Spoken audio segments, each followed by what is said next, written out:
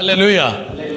ஆண்டவராகிய இயேசு கிறிஸ்துவின் நாமத்தினாலே உங்கள் யாவரையும் அன்போடு கூட வாழ்த்துகிறேன். இந்த அருமையான ஆராதனையிலே உங்கள் ஒவ்வொருவரையும் இயேசுவின் நாமத்தினாலே வரவேற்றுக் கொள்கின்றேன். சின்ன ஒரு ரீகேப். நேற்றைய தினத்தில் வர முடியாத சில குடும்பங்கள் அவங்களுக்காக நேற்றைய தினத்தில் என்ன பார்த்தோம்? சங்கீதம் 63 பார்த்தோம். யார் எழுதினது? தாவீது. எந்த சூழ்நிலையில் எங்கிருந்து எழுதினாரு? யூதேயா வனாந்தரத்திலிருந்து எழுதினார். தாவீது 2 முறை இந்த யூதேயா வனாந்தரத்தில் இருந்தார். முதல் முறை யாருனால போனாரு? சவுல் இவரை கொல்ல வேண்டும் என்று சொல்லி எத்தனித்த போது தன் ஜீவனை காத்து கொள்வதற்காக அவர் யூதேயா வனாந்தரத்திற்கு சென்றார் என்று சொல்லி பார்த்தோம். 2வது முறை அவருடைய சொந்த மகனாகிய அப்சலோம் தன்னுடைய ஜீவனை காத்து கொள்ள வேண்டும் என்று சொல்லி யூதேயா வனாந்தரத்திலே சென்றார். சூழ்நிலைகள் எப்படி இருந்தாலும் தாவீது சொன்னாராம், தேவனே நீர் என் தேவன் என்று சொல்லி. சூழ்நிலைகள் நம்முடைய முடிவை தீர்மானிப்பதல்ல, நம்முடைய விசுவாசம் நம்முடைய முடிவை தீர்மானிக்கிறது என்று சொல்லி பார்த்தோம். சூழ்நிலைகள் எப்படியாக இருந்தாலும் கர்த்தர் மீது நம்ம வைத்திருக்கக்கூடிய ரிலேஷன்ஷிப்பை நீங்களும் நானும் காத்து நடக்கும்போது தேவன் அந்த சூழ்நிலைகளை மாற்ற வல்லவராக இருக்கிறார் என்று சொல்லி பார்த்தோம். இந்த நாளில் ஆண்டவராகிய இயேசு கிறிஸ்து மரித்து உயிர்த்தெழுந்த போது அநேக மனிதர்களுக்கு அவர் தரிசனம் தந்தார். இந்த ஞாயிற்றுக்கிழமை ஆண்டவராகிய இயேசு கிறிஸ்துவின் உயிர்த்தெழுதலை நினைவு கூறும் இந்த வருடத்தின் ஞாயிற்றுக்கிழமை ஆராதனைக்கு பின்பாக வரக்கூடிய 3வது ஞாயிற்றுக்கிழமை. உலகமெங்கும் இந்த 4 வாரங்கள் ஆண்டவராகிய இயேசு கிறிஸ்து யார் யாருக்கெல்லாம் தரிசனமானார் என்று சொல்லி அவர்கள் தியானிப்பார்கள். இந்த நாளிலும் நம்ம ஒரு வித்தியாசமாக நாம் தியானிக்க போகின்றோம். ஒவ்வொரு சம்பவமாக அல்ல, முழு சம்பவத்தையும் நீங்களும் நானும் தியானிக்க போகின்றோம். ஏன் இந்த காரியத்தை தியானிக்க வேண்டும்? இது ஒரு ஹெட் நாலேஜுக்காக மாத்திரம் அல்ல, நம்முடைய ஆவிக்குரிய வாழ்க்கையிலே பிரயோஜனத்திற்காக இதை பார்க்க போகின்றோம். ஆண்டவராகிய இயேசு கிறிஸ்து மரித்த போது அவரோடு கூட இருந்த சீஷர்கள் எல்லாரும் தங்களுடைய நம்பிக்கையை இழந்து விட்டார்கள். சிலர் நம்பிக்கையை இழந்து விட்டார்கள், சிலர் என்ன செஞ்சாங்க? பேக் ஸ்லைட், பின்மாற்றத்திற்குள்ளாக சென்று விட்டார்கள். பேதுரு என்ன செஞ்சார்? மீன் பிடிக்கலான்னு போயிட்டார். ஒரு சீஷர்கள் என்ன செஞ்சிட்டாங்க?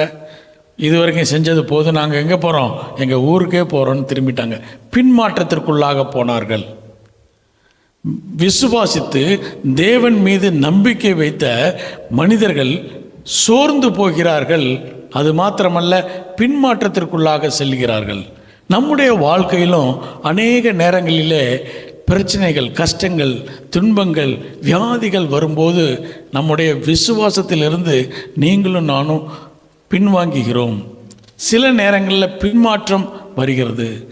இப்படிப்பட்ட சூழ்நிலையில் இருந்த சீஷர்களை ஆண்டவராகிய இயேசு கிறிஸ்து சந்திக்கிறார். அவர்களுடைய விசுவாசத்தை மீண்டுமாக அக்ஸலரேட் பண்ணுறார், கிண்டல் பண்ணுறார். மீண்டுமாக விசுவாசத்திலே சோர்ந்து போயிருக்கக்கூடிய தன்னுடைய சீஷர்களை மீண்டுமாக சுவிசேஷ பாதைகளிலே நடப்பதற்காகவும் விசுவாசத்திலே அவர்கள் வளர்வதற்காகவும் ஆண்டவராகிய இயேசு கிறிஸ்து அநேக மனிதர்களை சந்தித்தார். இந்த காரியங்களை நீங்களும் நானும் தியானிக்கும் போது ஒருவேளை இப்படிப்பட்ட சூழ்நிலைகள் நம்முடைய வாழ்விலே வரும்போது நம்மை அதை திடப்படுத்துகிறதா இருக்கும். அதற்காக தான் நம்ம தியானிக்கிறோம். இந்த ஆண்டவராகிய இயேசு கிறிஸ்து 12 இடங்களிலே ஆண்டவராகிய இயேசு கிறிஸ்து தன்னுடைய சீஷர்களை சந்தித்தார் என்று சொல்லி சிலர் சொல்லுகிறார்கள். சிலர் சொல்கிறாங்க, இல்லை 13 முறை அவர் சந்தித்தார் என்று சொல்லி. சிலர் சொல்கிறாங்க ஒரே சம்பவத்தை 2 சுவிசேஷங்களிலே வேறு விதமாக எழுதியிருக்கிறது, ஆகவே இது எவ்வளோதான் 12 என்று சொல்கிறார்கள். நம்பர் முக்கியமல்ல, ஆண்டவராகிய இயேசு கிறிஸ்து எப்படி தன்னுடைய சீஷர்களை சந்தித்து விசுவாச ஓட்டத்தை மீண்டுமாக அக்ஸலரேட், மீண்டுமாக தொடரச் செய்தார் என்று சொல்லி நாம் தியானிக்க போகின்றோம். 2 ஸ்லைடு பார்க்க போகிறோம். ஒரு ஸ்லைடு டைம் லைன் ஸ்லைடு, இன்னொன்று டேபிள். உங்களுக்கு வேணும்னா ஃபோட்டோ எடுத்துங்க, இல்லைன்னா யூடியூப்பில் வரும்போது அதை நீங்கள் காப்பி பண்ணிக்கலாம். உங்களுடைய டெய்லி தியானத்திற்கு அது உதவியாக இருக்கும் என்று சொல்லி நான் நம்புகின்றேன்.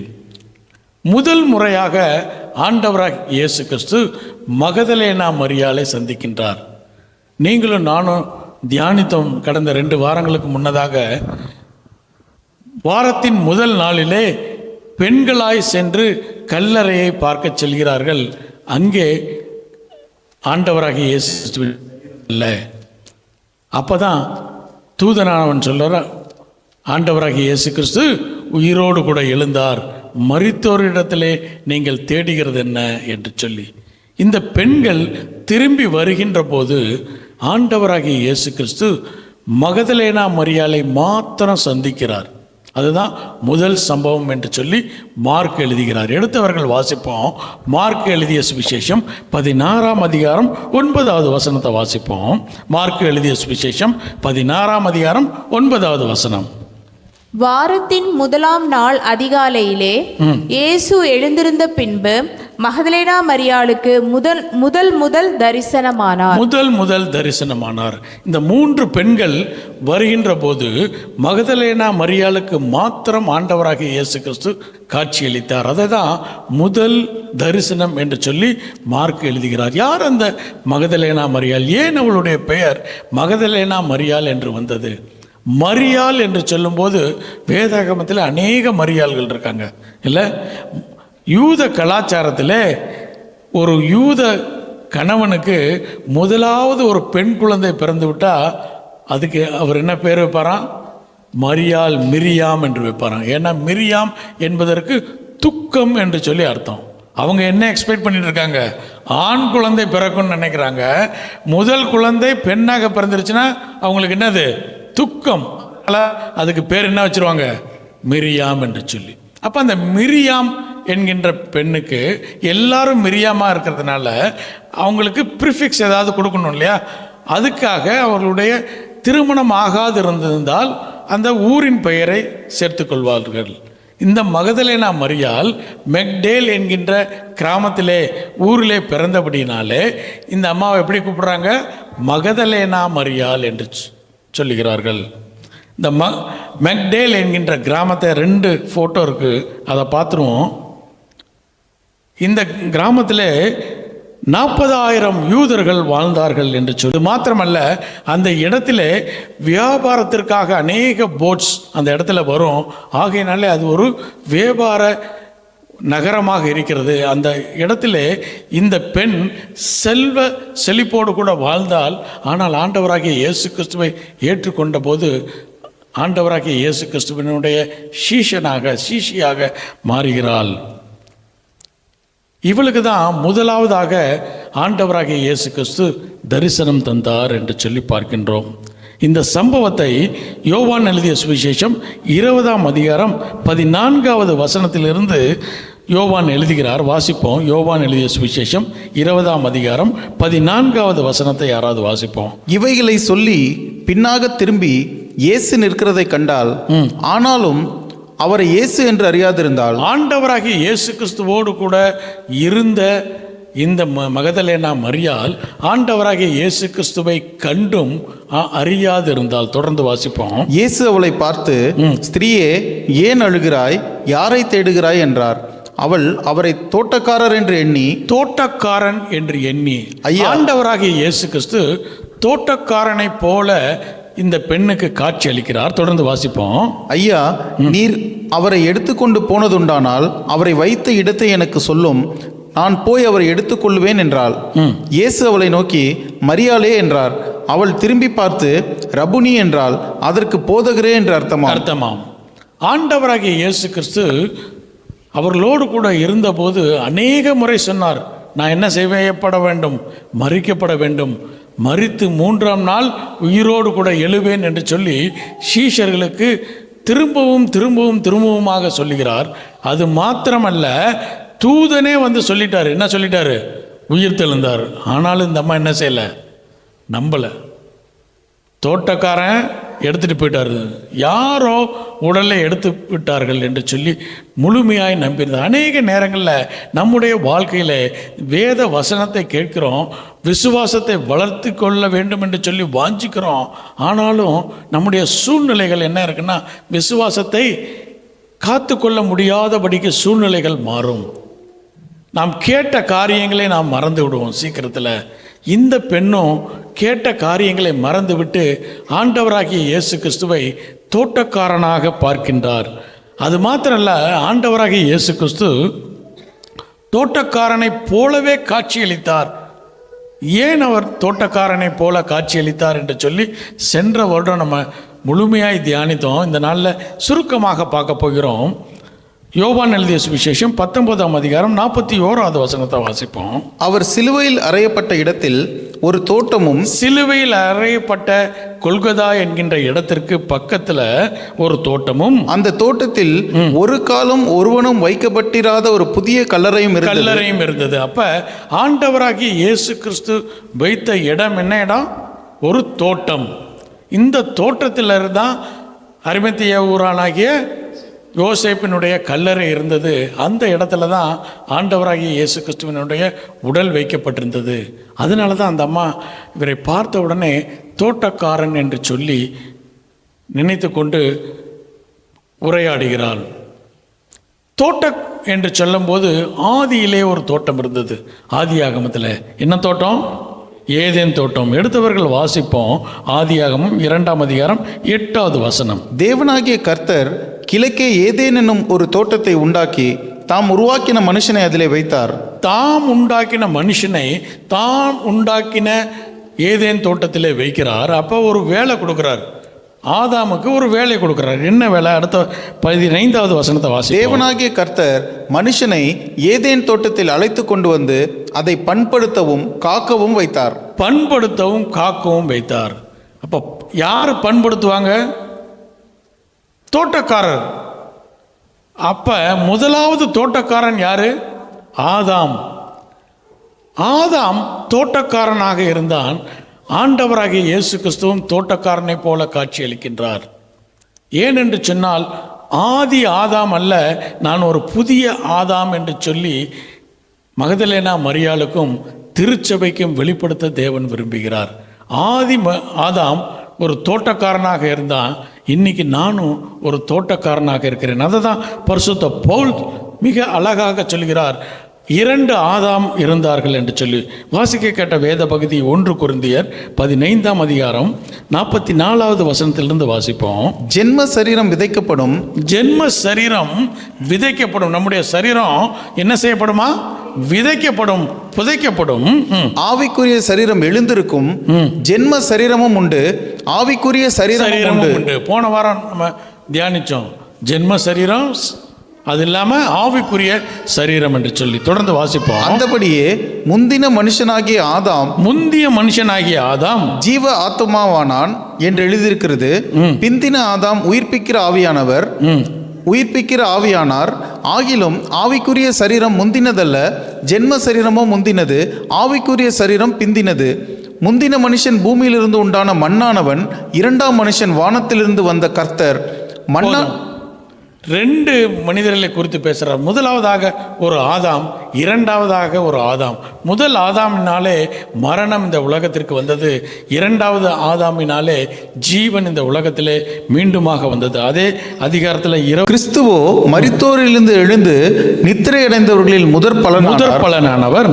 மனுஷனால் மரணம் உண்டானபடியால் மனுஷனால் மரித்தோரின் உயிர்த்தெழுதலும் உண்டாகும். ஒரு மனிதனினாலே மரணம் வந்தது, அதே போல ஒரு மனிதரினாலே உயிர்த்தெழுதலும் வந்தது. தொடர்ந்து வாசிப்போம். ஆதாமுக்குள் எல்லாரும் மரிக்கிறது போல, ஆதாமுக்குள்ளே எல்லோரும் மரித்ததைப் போலவே கிறிஸ்துவுக்குள் எல்லாரும் உயிர்ப்பிக்கப்படுவார்கள். கிறிஸ்துவுக்குள் எல்லோரும் உயிர்ப்பிக்கப்படுகின்றோம். நீங்களும் நானும் கிறிஸ்துவுக்குள்ளாக உயிர்ப்பிக்க அழைக்கப்பட்டிருக்கின்றோம். நீங்களும் நானும் கிறிஸ்துவை சொந்த இரட்சகராய் ஏற்றுக்கொண்டால் நீங்களும் நானும் ஒரு நாளிலே உயிர்ப்பிக்கப்படுவோம். அதை தான் போன வாரம் பார்த்தோம், எப்படி உயிர்ப்பிக்கப்படுகிறோம் என்று சொல்லி. அதனால தான் ஆண்டவராகிய இயேசு கிறிஸ்து தோட்டக்காரன் என்று சொல்கிறார். நான் உங்கள் ஒவ்வொருவரையும் உயிர்ப்பிப்பேன். ஆதி ஆதாம் மரணத்தை கொண்டு வந்தான், பிந்தின ஆதாமாகிய நான் உங்களுக்கு உயிர்த்தெழுதலை கொண்டு வருவேன் என்று சொல்லி, இதுதான் முதலாவது தரிசனம். ஆண்டவராகிய இயேசு கிறிஸ்து முதலாவது தரிசனத்தை யாருக்கு கொடுத்தாரு? மகதலேனா மரியாள். இப்போ இந்த பெண்கள் என்ன செஞ்சிட்டு இருக்காங்க? நடந்து போய் கொண்டே இருக்கிறார்கள். மீண்டுமாக ஆண்டவராகிய இயேசு கிறிஸ்து மற்ற பெண்களையும் சந்திக்கிறார். அதுதான் இரண்டாவது தரிசனம். வாசிப்போம். மத்தேயு எழுதிய சுவிசேஷம் 28ஆம் அதிகாரம் 8வது வசனத்திலிருந்து வாசிப்போம். அவர்கள் பயந்தோடும் மகா சந்தோஷத்தோடும் கல்லறையை விட்டு சீக்கிரமாய் புறப்பட்டு அவருடைய சீஷர்களுக்கு அறிவிக்க ஓடினார்கள். ஏன் ஓடினாங்க? தூதனானவன் சொல்லியிருக்காரு அவர் உயிர் தெழுந்தார் என்று சொல்லி. இந்த செய்தியை கேட்ட எல்லா பெண்களும் போய்கொண்டிருக்கிறார்கள். ஆனால் மகதலேனா மரியாளை மாத்திரம் ஆண்டவராகிய இயேசு கிறிஸ்து சந்திக்கிறார். இந்த பெண்கள் போய்கொண்டிருக்கும் போது மீண்டுமாக ஆண்டவராகிய இயேசு கிறிஸ்து தரிசனத்தை தருகிறார். தொடர்ந்து வாசிப்போம். அவர்கள் அவருடைய சீஷர்களுக்கு அறிவிக்க போகிற போது இயேசு தாமே அவர்களுக்கு எதிர்பட்டு வாழ்க என்றார். அவர்கள் கிட்ட வந்து அவர் பாதங்களை தழுவி அவரை பணிந்து கொண்டார்கள். அவர்களுடைய பாதங்களை தொட்டு பணிந்து கொண்டார்கள். முதலாவதாக பார்த்தோம், அந்த மகதலேனா மரியாளை தொடாதே என்கின்றார். இப்போ சொல்றாங்க, இப்போ இந்த பெண்கள் என்ன செய்றாங்க? பாதங்களை தொடுகிறார்கள். இந்த இரண்டுக்கு நடுவில் நடந்த சம்பவம் என்ன என்பதை போன வாரம் பார்த்தோம். எபிரேயர் 9ஆம் அதிகாரம் 11வது வசனம் என்று சொல்லி வாசிக்க வேண்டாம். இப்போ இவர்களை சந்திக்கிறார் ஆண்டவராகிய இயேசு கிறிஸ்து. 10வது வசனத்தையும் சேர்த்து வாசிப்போம்.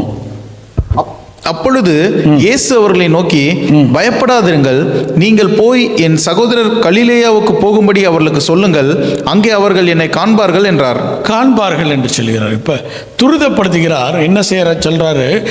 என்னுடைய சீஷர்கள் எங்கே போகணும்? இப்போ எங்கே இருக்காங்க? எருசலேமில் இருக்கிறார்கள். இப்போ அவர்கள் எங்கே போகணும்? கலிலேயாவுக்கு செல்ல வேண்டும் என்று சொல்லி துரிதப்படுத்துகிறார். ஏன் துரிதப்படுத்துகிறார் என்பதை அடுத்த வாரம் பார்ப்போம். சரி, இது இரண்டாவது தரிசனம். முதலாவதாக ஆண்டவராகிய இயேசு கிறிஸ்து மகதலேனா மரியாளை சந்திக்கிறார். மகதலேனா மரியாளிடத்தில் பேசிவிட்டு இரண்டாவதாக இந்த மற்ற பெண்களையும் சந்தித்து அவர் சொல்றாரு, நீங்க போய் என்னுடைய சீஷர்களுக்கு அறிவியுங்கள், எங்க போகணும்? கலிலேயாவுக்கு போக வேண்டும் என்று சொல்லி இந்த பெண்கள் போய் சீஷர்களிடத்திலே அறிவிக்கின்றார்கள்.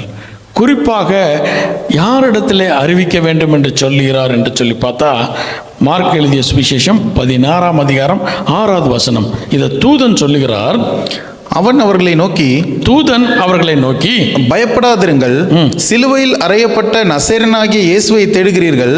அவர் உயிர்த்தெழுந்தார், அவர் இங்கே இல்லை, இதோ அவரை வைத்த இடம். நீங்கள் அவருடைய சீஷரிடத்திற்கும் அவர்கள் சீஷர்களிடத்திற்கும் பேதுருவினிடத்திற்கும் போய் உங்களுக்கு முன்னே கலிலேயாவுக்கு போகிறார், அவர் உங்களுக்கு சொன்னபடியே அங்கே அவரை காண்பீர்கள் என்று அவர்களுக்கு சொல்லுங்கள் என்றார். இந்த பெண்களை பார்த்து தூதனானவன் சொல்றாரு, நீங்க போய் யார்கிட்ட போய் சொல்லுங்க? சீஷர்களிடத்துல சொல்லுங்க. அது இல்லாம ஒரு ஸ்பெஷல் பர்சனை பற்றி சொல்றாரு. சீஷர்கள் சொல்லினாலே யாரும் இன்க்ளூட் ஆயிட்டாங்க, பேதுரும் இன்க்ளூட் ஆயிட்டார். ஆனாலும் அந்த தூதனானவன் சொல்றாரு, நீங்க யார்கிட்ட போய் சொல்லுங்க? பேதுருவின் இடத்துல போய் சொல்லுங்க. நீங்க போய் பேதுருவின் இடத்துல போய் சொல்லுங்கிறாங்க. அப்ப இந்த பெண்கள் போய் பேதுருவின் இடத்துலயும் சீஷர்கள் இடத்துல சொல்லும் போது 2 மனிதர்கள், யார் யாரு? யோவானும் பேதுருவும் புறப்பட்டு எங்க வர்றாங்க? அவங்க நீங்க சொல்றதெல்லாம் சரி, நாங்க போய் பார்த்துட்டு வர்றோம்னு சொல்லிட்டு அவங்க வர்றாங்க. அதனால தான் பரிசுத்த பவுல் 1 கொரிந்தியர் 15ஆம் அதிகாரம் 4வது வசனத்திலிருந்து வாசிப்போம். அடக்கம் பண்ணப்பட்டு வேத வாக்கியங்களின்படி 3ஆம் நாளில் உயிர்த்தெழுந்து கேபாவுக்கும் பின்பு 12 தரிசனமானார். போதும். யாருக்கு தரிசனமானாரா? கேபா. யார் கேபான்னா யாரு? பேதுரு. பேதுருவுக்கு தரிசனமானார். இந்த இடத்துல அவர் சுவிசேஷ பகுதிகளில் பேதுருவை ஆண்டவராகிய இயேசு கிறிஸ்து தரிசித்தார் என்று சொல்லி இல்லை, அவரை சந்தித்தார் என்று சொல்லி இல்லை.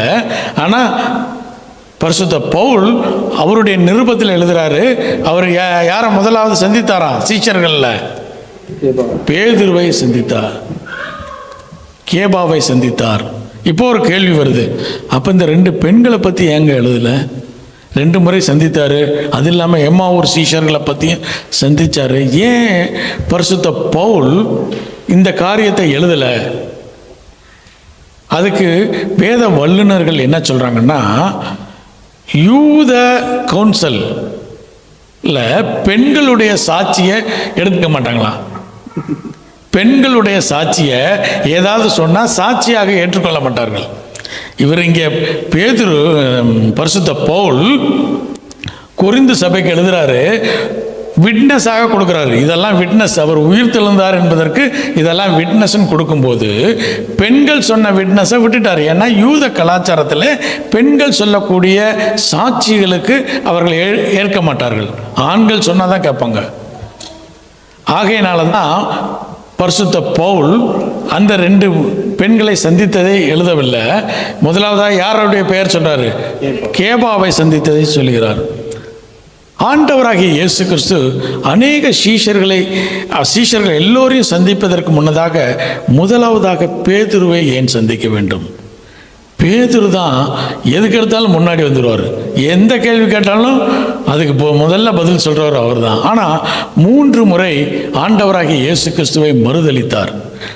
மறுதலித்த போது, அவர் மரிக்கும் போது அவருக்கு ஏற்பட்ட உணர்வு, ஒரு விதமான ஒரு கில்ட், அவரோடு கூட வாழ்ந்து கொண்டிருக்கும் போது ஆண்டவராகிய இயேசு கிறிஸ்து பார்க்குறாரு. அதனால தான் தூதன் இடத்துல சொல்கிறாரு, நீங்கள் போய் சீஷர்கள் இடத்துல சொல்லுங்கள், குறிப்பாக யார்கிட்ட போய் சொல்லுங்கள்? பேதுருவின் இடத்துல போய் சொல்லுங்கள். இப்போ யோவானும் பேதுருவும் வேகமாக ஓடியாந்துட்டு இருக்காங்க. ஓடி எங்கே வராங்க? கல்லறையை பார்க்க வருகிறார்கள். ஏனென்று சொன்னால் இந்த பெண்கள் சொல்கிறாங்க, மரித்த ஆண்டவராகிய இயேசு கிறிஸ்து உயிர் தெழுந்தார், தேவதூதன் எங்களிடத்துல வந்து சொன்னான் என்று சொல்லி. ஆனாலும் அது விட்னஸாக இருக்க வந்து என்று சொல்லி இந்த 2 நபர்கள் ஓடுகிற போது யோவான் என்ன செஞ்சாராம்?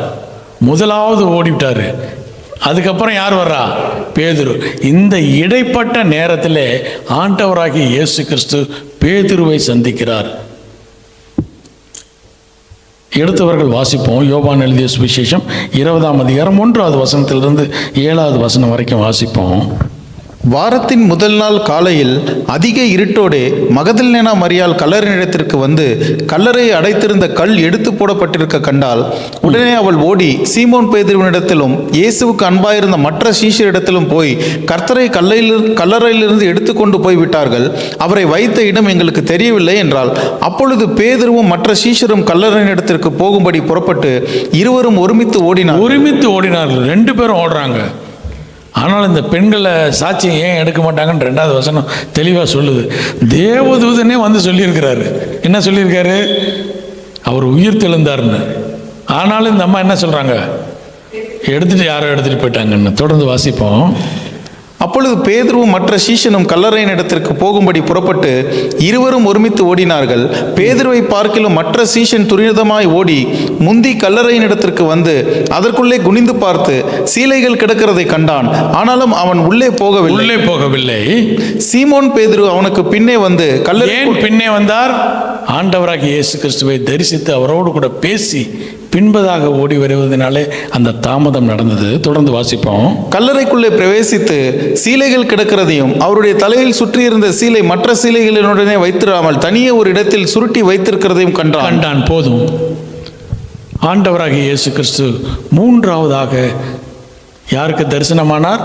பேதுருவுக்கு தரிசனமானார். முதலாவதாக யாருக்கு?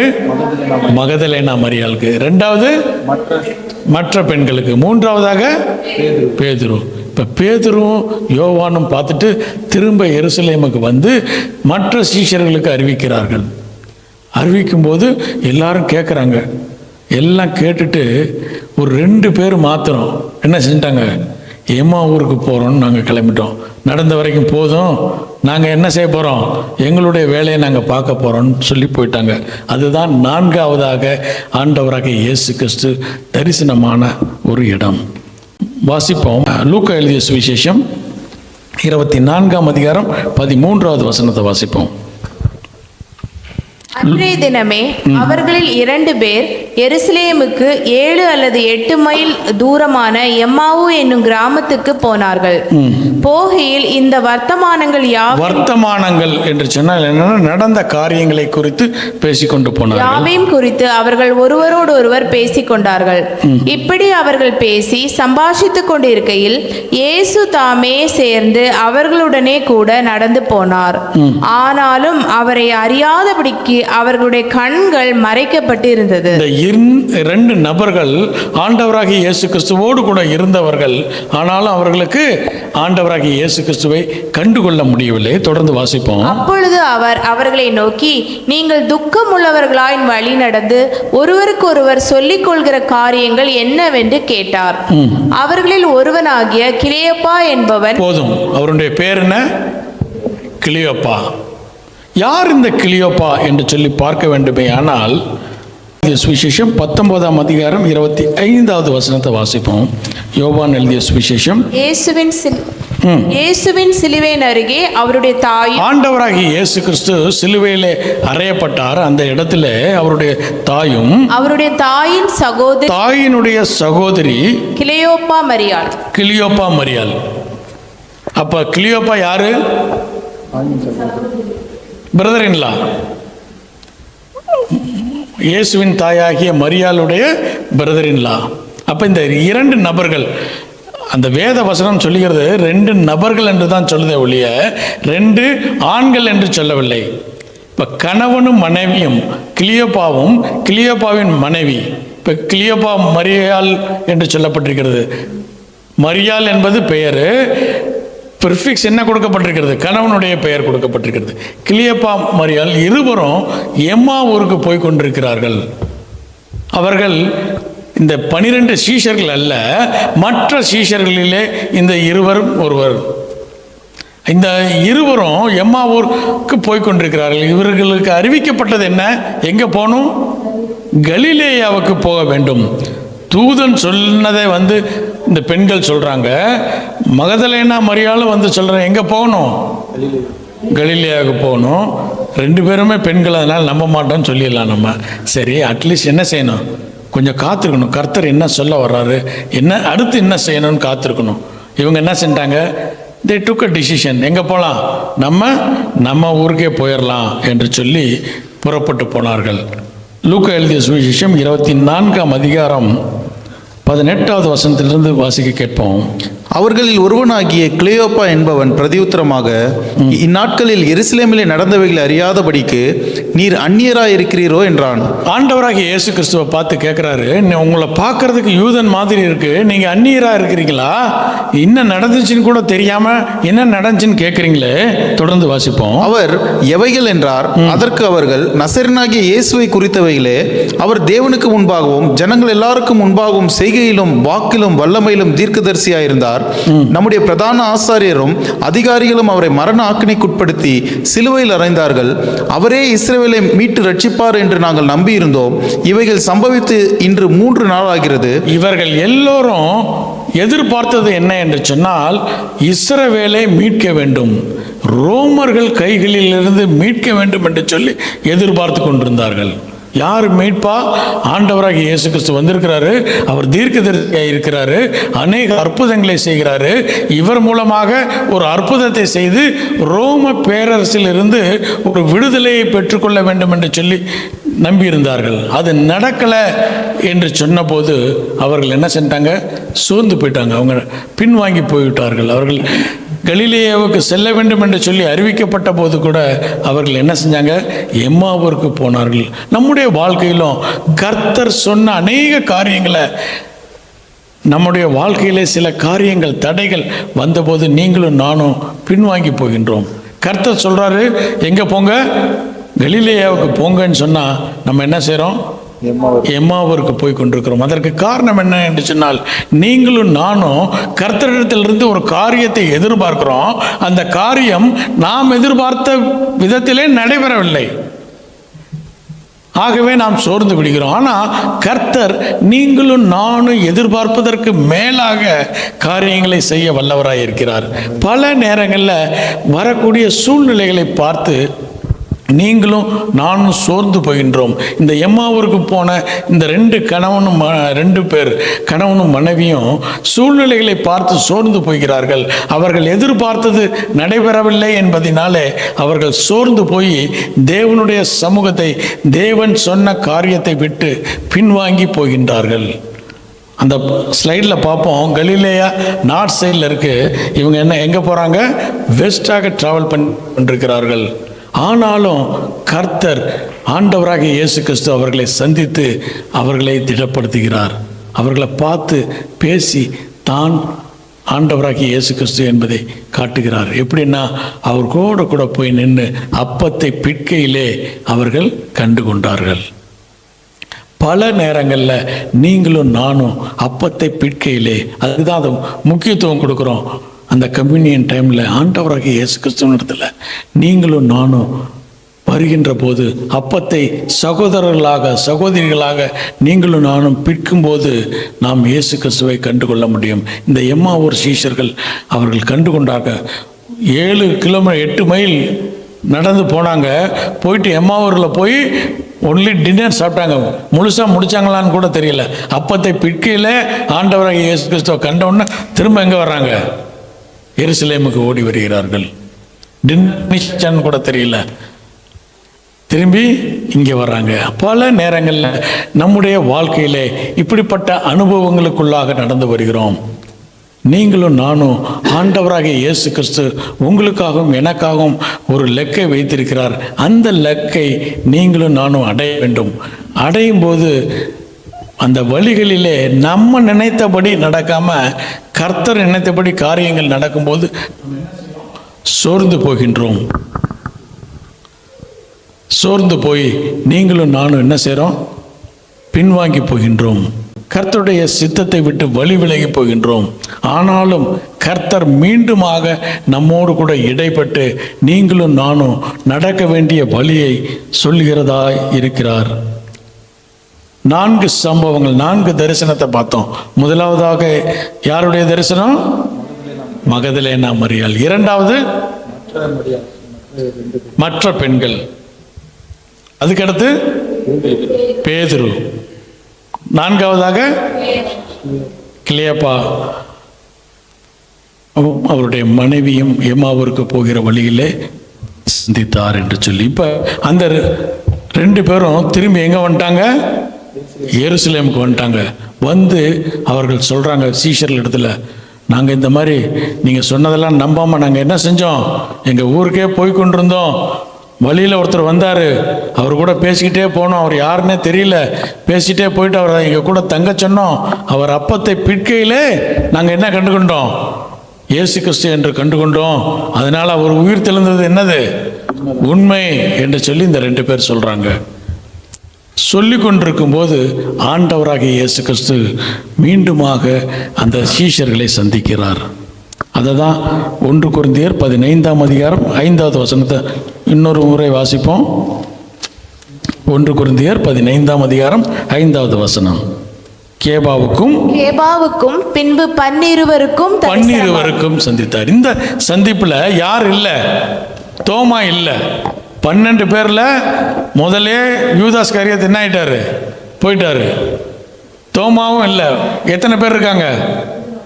10 பேர் இருக்காங்க. 10 பேரோட கூட இந்த எம்மாவூர் சீஷர்கள் சேர்ந்ததுனால எத்தனை பேர்?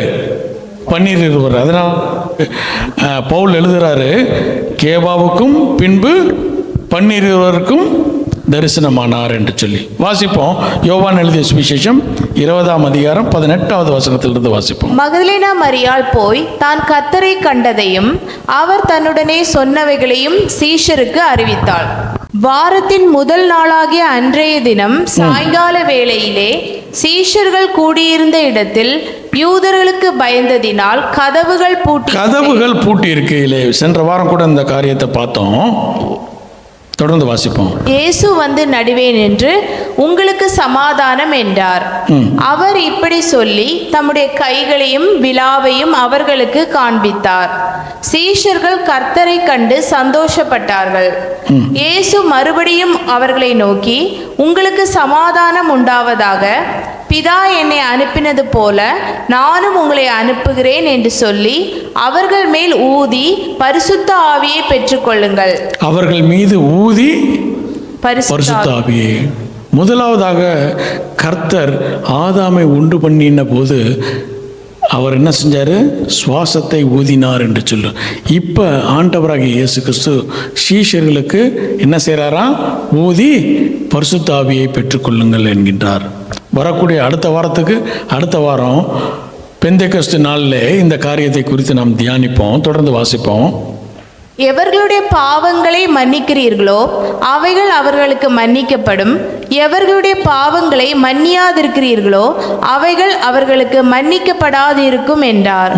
இயேசு வந்திருந்த போது 12 ஒருவனாகிய திதிமு எனப்பட்ட தோமா என்பவன் அவர்களோடு கூட இல்லை. தோமா இல்லை. அப்போ எத்தனை பேர்? 12 சீஷர்ல யூதாஸ் காரியாத் ஆல்ரெடி இல்லை, தோமா இல்லை. இப்போ இந்த எம்மாவூருக்கு போன 2 சீஷர்கள் வந்திருக்கிறாங்க. ஆகையினால 12 பேர் மத்தியிலே ஆண்டவராகிய இயேசு கிறிஸ்து கதவு பூட்டி இருக்கையிலே அவர் என்ன செஞ்சாராம்? வந்து கைகளையும் காட்டுகிறார், விழாவை காட்டுகிறார். அப்போ குளோரிஃபைட் பாடி, அதை தான் போன வாரம் பார்த்தோம். அந்த குளோரிஃபைட் பாடி என்ன செய்யுமா? எந்த ஒரு காரியம் இருந்தாலும் அதை தாண்டி வரும். அப்படிப்பட்ட குளோரிஃபைட் பாடியாக உங்களையும் என்னையும் மாற்ற தேவன் விரும்புகிறார். தேவனுடைய வருகையில் ஒருவேளை வருகை சமீபமாக இருக்குமே, ஆனால் நீங்களும் நானும் உயிரோடு கூட இருக்கும்போது மறுரூபமாக்கப்படுவோம். ஒருவேளை வருகை தாமதப்படுமே, ஆனால் நீங்களும் நானும் மரித்திருந்தாலும் நீங்கள் நானும் முதலாவதாக உயிரோடு கூட எழுவோம். இந்த ஒரு நம்பிக்கை வேண்டும். இந்த முதலாவது தரிசனம் ஆண்டவராகிய இயேசு கிறிஸ்து யாருக்கு காட்சியளித்தார்? மகதலேனா மரியாளுக்கு. இரண்டாவதாக மற்ற பெண்களுக்கு. மூன்றாவதாக பேதுருவுக்கு. நான்காவதாக எம்மாவூர் சீஷர்களுக்கு. ஐந்தாவதாக 12 சீஷர்கள். கதவு அடைக்கப்பட்ட சூழ்நிலையில் யூதர்களுக்கு அவர்கள் பயந்து கொண்டிருந்தார்கள். அந்த பயம் எப்படி தெளிந்தது என்று சொன்னால், ஆண்டவராகிய இயேசு கிறிஸ்து அவர்கள் மீது ஊதும்போது பரிசுத்த ஆவியானவரை பெற்றுக்கொண்டார்கள். அந்த பயத்தை நீங்களும் நானும் விடுபட வேண்டுமே, ஆனால் நீங்களும் நானும் பரிசுத்த ஆவியை பெற்றுக்கொள்ள வேண்டும். அப்போ தான் நீங்களும் நானும் இந்த உலகத்திலே பிசாசுக்கு எதிர்த்து நிற்க முடியும். அப்படிப்பட்ட காரியங்கள். அந்த டேபிளுக்கு வந்துடுவோம். 12 காட்சிகள் இருக்கு இல்லையா? இப்போ 5 பார்த்துட்டோம். மிச்சம் எத்தனை இருக்கு? 7 இருக்குது. அதை வரக்கூடிய வாரத்தில் பார்த்து விட்டு பெந்திகோஸ்தின் நாளுக்குள்ளாக நம்ம கடந்து செல்வோம். கண்களை மூடி தேவனுடைய சமூகத்தை நோக்கி பார்ப்போம்.